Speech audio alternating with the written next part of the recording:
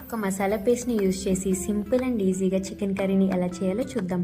Welcome to Subbu's home. దీనికోసం నేను 1/2 kilo చికెన్ని తీసుకుని సాల్ట్ యాడ్ చేసి పక్కన పెట్టుకున్నాను.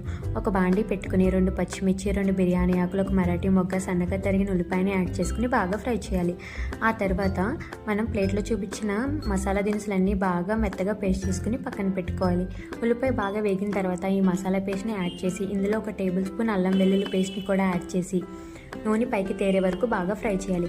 ఆ తర్వాత ఇందులోనే మనం ఒక మీడియం సైజ్ టమాటాని సన్నగా కట్ చేసుకున్న దాన్ని ఇందులో యాడ్ చేసి బాగా ఫ్రై చేసిన తర్వాత ఒక 1/2 కిలో చికెన్ని ఇందులో యాడ్ చేసి ఇందులో తగినంత ఉప్పు, కారాన్ని యాడ్ చేసుకుని బాగా ఫ్రై చేసిన తర్వాత 1/2 గ్లాసు నీళ్లు పోసుకుని సన్నసెక మీద మగ్గబెట్టుకుంటే చికెన్ గ్రేవీ రెడీ అవుతుంది.